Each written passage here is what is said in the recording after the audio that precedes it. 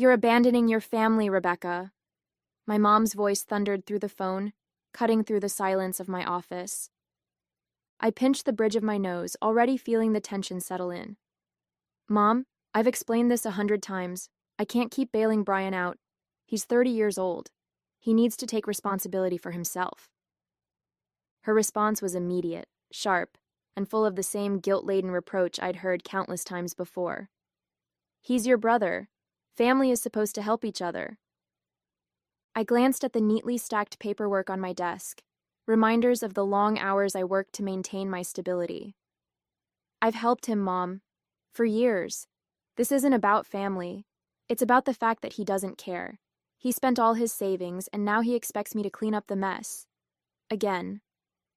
My name is Rebecca, and for as long as I can remember, I've been the responsible one in the family. After my dad passed away when I was 10, I grew up fast, taking on more than most kids my age ever had to. Meanwhile, my brother Brian always had a knack for sliding by. Now at 30, he worked part-time at a convenience store and still managed to blow through his savings on expensive gadgets, nights out, and vacations he couldn't afford. When his landlord threatened to evict him, my mom didn't ask. She demanded that I cover his rent. I refused. That decision sent my mom and Brian into a tailspin. 2 days later, I woke up to a notification on my phone. My heart sank as I opened Facebook and saw a long post from my mom. Family should stick together, but sadly, not everyone believes that. Some people would rather abandon their own blood than lift a finger to help. It's a shame when greed comes before family values. I'm truly disappointed. The comments poured in. People I hadn't seen in years chimed in, offering sympathy and criticizing me for being selfish or uncaring. And then there was Brian's post. I never thought my own sister would leave me out in the cold, but I guess money means more to her than her family. At least I know who really has my back. Thanks, Mom. The words stung, but not as much as the betrayal. They were painting me as a villain to everyone we knew, twisting the story to make me look heartless. I put my phone down and stared out the window, anger bubbling under the surface. I had sacrificed so much for them over the years, and this was how they repaid me? Publicly shaming me for setting boundaries? But as the anger settled into something sharper, I made a decision. If they wanted to turn this into a public spectacle, I was ready to fight back. After seeing those Facebook posts, I couldn't shake the anger coursing through me. I had tried so hard to be the dependable one, to take care of things for the family after my dad passed. But this was too much. I sat down at my kitchen table, my laptop open in front of me, replaying the past few years in my head. How many times had I stepped in to help Brian? Too many to count. When he lost his job 2 years ago because he stopped showing up, I covered his bills until he found another one. When his car broke down, I gave him the money to fix it, only to find out later he'd used it to buy concert tickets instead. And when he borrowed money to get back on his feet, it went straight to designer sneakers and online shopping. The worst part wasn't even Brian's irresponsibility. It was my mom's unwavering defense of him. Boys are different, she'd say whenever I brought it up. He just needs time to figure things out. That time had turned into years of excuses, and now, with those Facebook posts, she'd gone from making excuses to outright vilifying me. I opened my email, intending to respond to a work inquiry, but I couldn't focus. The knot in my stomach wouldn't let me move on. Enough was enough. Later that evening, I called a lawyer. I explained the situation, my voice shaking with frustration as I detailed the posts and the damage they had done to my reputation. I can't just let them get away with this, I said, my anger barely contained. The lawyer listened patiently before responding. Defamation cases can be tricky, but if their posts have caused you real harm, whether professionally or emotionally, you have grounds to act. Let's get started by gathering evidence. I hung up the phone, feeling a mixture of anger and relief. Finally, someone was on my side, but as I gathered screenshots of the posts, an idea struck me. My dad had left an inheritance for both Brian and me, one that was supposed to be protected until we turned 25. I hadn't thought about it in years, assuming my portion was safely sitting in an account. Curiosity got the better of me. I called the lawyer back the next day. While we're at it, can you look into my inheritance? I just want to make sure everything's in order. Of course, the lawyer replied. I didn't know it yet, but that request was about to unravel a much bigger betrayal than a few Facebook posts. A week after I had called the lawyer, I received an email that sent a chill down my spine. The subject line read, "Inheritance Investigation Findings." I clicked on it and read through the summary carefully. My lawyer had discovered that, for the past 5 years, Brian had been withdrawing money from what should have been my portion of the inheritance. The account had been managed by my mom until I turned 25, but it seemed that Brian had somehow gained access to it after that and had been dipping into it regularly. My hands trembled as I scrolled through the document. Thousands of dollars, gone. Money I'd never even known I had, used for who knows what. When I called my lawyer to get more details, his voice was calm but firm. It appears that your brother accessed the account without your permission. It's a clear case of theft. He's taken a significant portion of what was rightfully yours. I leaned back in my chair, trying to process what he was saying. How could this happen? My mom was in charge of the account for years. She never said anything about Brian having access. It's possible she didn't know, the lawyer said. But it's also possible she trusted him to manage it responsibly. Either way, it's a serious breach. The implications were staggering. Not only had Brian been stealing from me, but my mom, whether knowingly or unknowingly, had let it happen. That night, I sat at my kitchen table, staring at the financial records my lawyer had sent me. Each transaction felt like a slap in the face. Concert tickets, electronics, vacations, things I had struggled to afford for myself while Brian had been using my money to fund his lifestyle. The Facebook post suddenly felt like the least of my problems. This wasn't just about public humiliation anymore. This was a betrayal that went to the very core of my family. I debated calling my mom right then and there, demanding answers. But I stopped myself. Confronting her without a plan would only lead to more deflection and guilt-tripping. Instead, I emailed my lawyer. "What's the next step?" I asked. By the time I went to bed, I had made up my mind. I wasn't going to let this go. For years, I had been the one who sacrificed, the one who kept the peace while Brian got away with everything. Not anymore. As I turned off the light, one thought kept running through my mind. They're about to find out exactly who they're dealing with. The next day, I met with my lawyer in his office to discuss the next steps.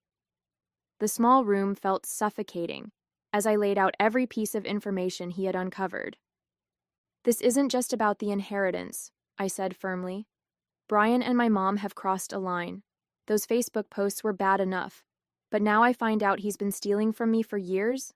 I want to take action, serious action." My lawyer nodded, his expression calm and professional.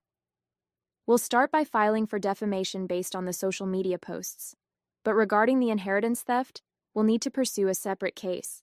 It's straightforward given the records we have, but it might get messy." "Messy doesn't bother me," I replied, crossing my arms. "I'm done letting them walk all over me." That evening, I called my mom. I needed answers, whether she was complicit in this or just blindly trusting Brian. "Hi, Mom," I said, my voice steady. "Rebecca," she answered quickly, her tone still carrying the usual edge of annoyance. "Are you calling to apologize? You know, Brian is—" "Save it," I interrupted, cutting her off mid-sentence. "I have some questions about Dad's inheritance, specifically about why Brian has been accessing my portion." There was a long pause on her end. "What are you talking about?" she finally asked, her voice tinged with confusion. Or was it guilt? "I had a lawyer look into it," I said. "For the past 5 years, Brian's been withdrawing money from my share. Thousands of dollars, Mom. Did you know about this?" Her hesitation spoke volumes. "Rebecca, it's not what you think," she said finally. "Brian. He needed help. He promised me he'd pay it back." My chest tightened, a mixture of anger and disbelief washing over me. You knew? You knew he was stealing from me and you didn't say anything? I didn't think it was stealing, she said defensively. It's family money. He was in a tough spot, and I trusted him to handle it responsibly. I laughed bitterly. Responsibly? He's been blowing it on vacations and gadgets while I've been working myself to the bone, and you let it happen. Rebecca, please, she pleaded. You don't understand. Brian's been struggling. I thought you'd be okay without it. That's not your call to make, I snapped. I trusted you to protect that money and you handed it over to him like it was nothing. Do you have any idea how betrayed I feel right now? She tried to argue, but I couldn't listen anymore. This conversation is over, I said coldly. You'll be hearing from my lawyer. As I hung up, a wave of clarity washed over me. For years I had let them manipulate me, guilt me into submission. Not anymore. This wasn't just about reclaiming what was mine. It was about finally standing up for myself. The fallout from that phone call was immediate. The next morning, my phone lit up with missed calls and frantic messages from my mom. Her tone in the voicemails shifted between defensive and desperate. Rebecca, you can't do this. Brian didn't mean any harm. Followed by, let's just sit down and talk about this as a family. You don't need to involve lawyers. But I didn't respond. I felt a sense of control. This wasn't just about the money anymore. It was about setting boundaries, about making it clear that I wasn't going to be their doormat any longer. Brian, of course, took a different approach. Later that day, I logged into Facebook to find a new round of posts aimed at me. First, she refuses to help her own brother. Now she's threatening to sue her family over money. Greedy, selfish, and heartless. Some people really show their true colors when it comes to cash. I stared at the post, my jaw tightening. The comments were filled with the same crowd of enablers from before, chiming in with their unsolicited opinions. She sounds awful. Family should come first, no matter what. Brian, you're better off without her. And I took a screenshot and sent it to my lawyer without a second thought. The next day, I met with him again. We're filing both cases, he said. The defamation suit is straightforward. As for the inheritance, we have more than enough evidence to prove theft. But you need to be prepared. This is going to strain your relationship with your mom even further. I leaned forward, my expression hard. It's already strained beyond repair. Let's do it. He nodded. One more thing. If this goes to court, Brian will have to explain where the money went. Are you ready for that? It could get ugly. A part of me hesitated. Did I want to know how deep this betrayal ran? But then I thought about the years I'd spent sacrificing for a family that never appreciated me. I'm ready, I said firmly. That evening, I got another call from my mom. This time I picked up. Rebecca, she said, her voice trembling. I talked to Brian. He told me some things about the money. I didn't know it was this bad. What did he tell you? I asked, my tone sharp. Her silence spoke volumes. I'm sorry, she finally whispered. I didn't realize how much he'd taken. I should have stopped him. Her words felt hollow, but I let her continue. I'm going to talk to him again. We'll figure this out. Just, please don't take this to court. I closed my eyes, taking a deep breath. It's out of my hands now, Mom. You should have thought about this years ago. As I hung up, I felt a mix of anger and relief. She was starting to see the truth, but it was far too late to undo the damage. A week later, my lawyer called with an update that caught me completely off guard. We've been reviewing additional financial records, he began, his tone calm but serious. And it turns out Brian hasn't just been dipping into your inheritance. He's also been misusing some of your mom's accounts. I froze. What do you mean? It seems he's been accessing funds from an account your mom set aside for her retirement, he explained. We found consistent withdrawals that match the same pattern as the ones he made from your inheritance. For a moment, I couldn't find the words. My mom had been so adamant about defending Brian, so blind to his faults, and now he'd stolen from her too? Does she know? I asked finally. Not yet, he replied. But if we proceed with both cases, this information will come to light. I hung up the phone, my mind racing. As much as I was angry with my mom for enabling Brian, the thought of her losing her retirement savings made my stomach churn. Later that evening, I called her. Mom, I began, my voice steady. I need to tell you something, and it's not going to be easy to hear. What is it? She asked, her tone weary. I explained what the lawyer had uncovered. The silence on her end was deafening. He took my money? She finally whispered, her voice shaking. Yes, Mom, I said, softening my tone. I didn't want to tell you this, but you deserve to know. Brian's been stealing from both of us. Her response was a mix of shock and devastation. I can't believe this, she said, her voice breaking. I trusted him. I trusted him with everything. You shouldn't have, I said gently. I know you love him, but you've been enabling him for years. This is what happens when there are no consequences. She began to cry, and for the first time I felt a pang of sympathy for her. As much as she had hurt me, she was also a victim of Brian's selfishness.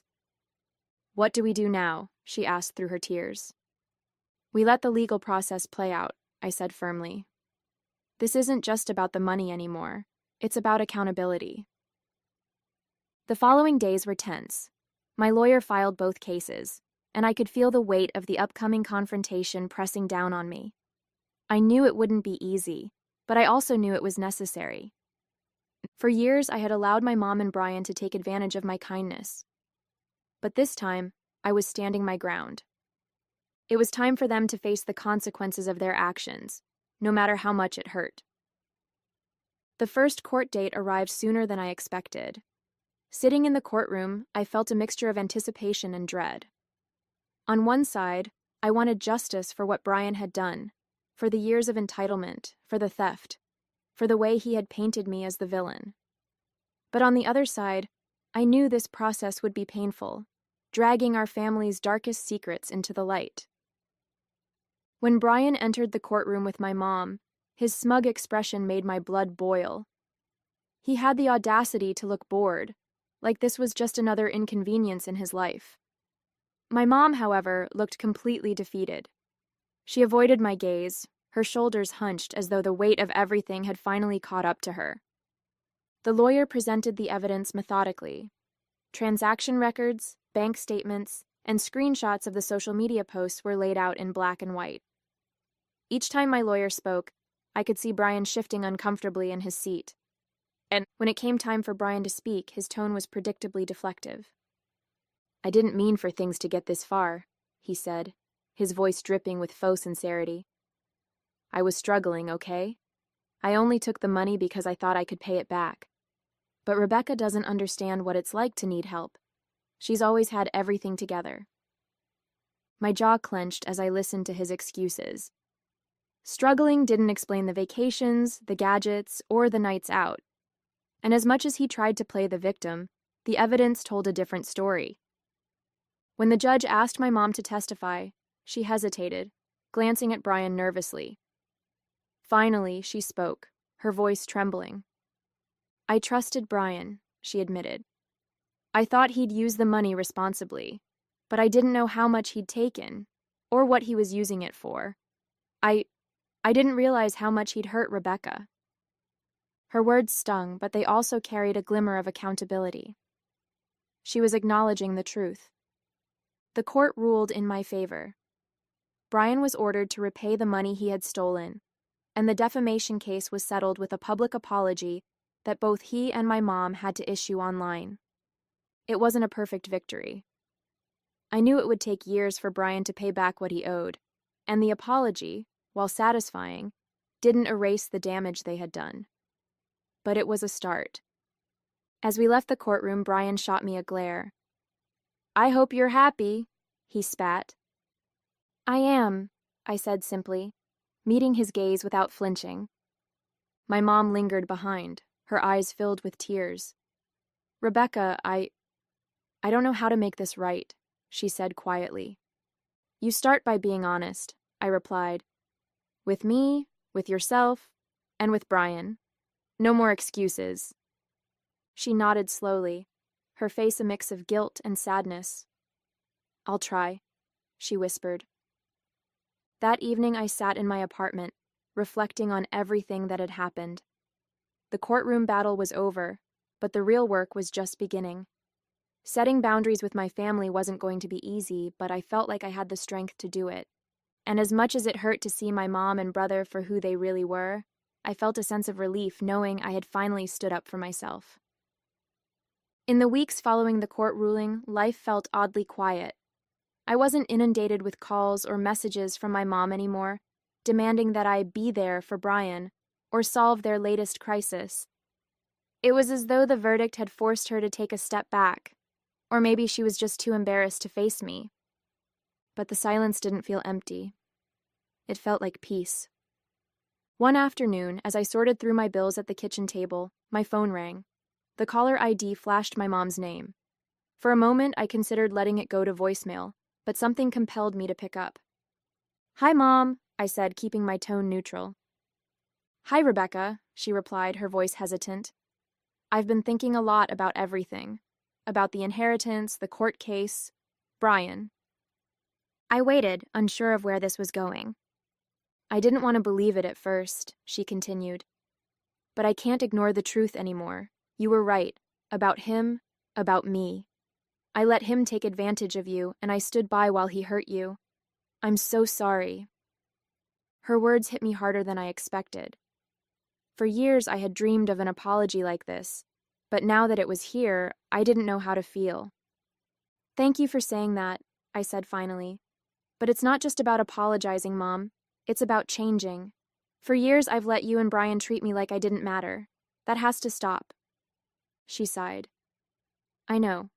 I've been thinking about how I can do better. I just hope it's not too late to fix things between us. I didn't respond right away.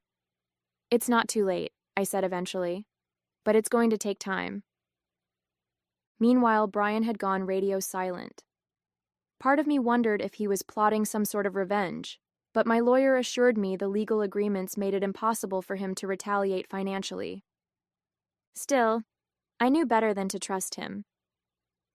One afternoon, I received a notification that Brian had posted on Facebook. Against my better judgment, I opened it, bracing myself for another round of vitriol. Instead, I found a post that was markedly different from his usual tone. I want to apologize to everyone I've hurt, especially my sister, Rebecca. I made mistakes I can't undo, and I'm working to make things right. I know it'll take time, but I hope she'll eventually forgive me. I didn't know whether to laugh or cry. Was he actually trying to take responsibility, or was this just another performance? Either way, I decided not to respond. I wasn't ready to open that door again. Not yet. In the months that followed, I began to rebuild my life. I threw myself into work, pursued hobbies I'd neglected, and even started planning a long overdue vacation. My relationship with my mom remained fragile but functional. She made an effort to call me weekly, not to complain or demand anything, but to ask how I was doing. It was a small step, but it felt significant. As for Brian, I kept my distance.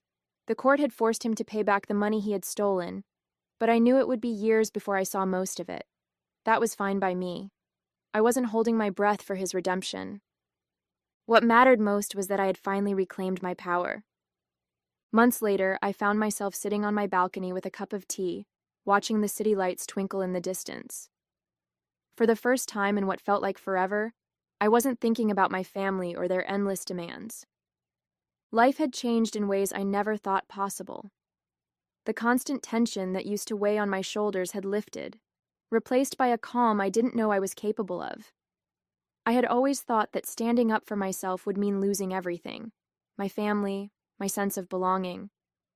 But instead, it had given me something I'd been searching for all along: peace. My mom and I had begun to rebuild our relationship, but it was slow. She still called once a week, often to update me on small things like her garden or a book she was reading. These conversations felt lighter, freer, as though the weight of unspoken expectations had finally disappeared. As for Brian, he remained distant. His court-ordered payments came in sporadically, and while I appreciated the restitution, I didn't depend on it. The truth was, I didn't need his apology or his money to move forward. I had learned to stand on my own, not out of anger or spite, but out of respect for myself. And that was enough. As I reflected on everything that had happened, I realized the most significant change wasn't in my family, it was in me. For years, I had been caught in a cycle of seeking approval from people who only seemed to take me for granted. I had bent over backward to support my family, sacrificing my own happiness and stability in the process. But standing up for myself, even when it was hard, had shown me a different path. My mom's tentative efforts to rebuild our relationship were a small comfort. She was trying, in her own way, to make amends.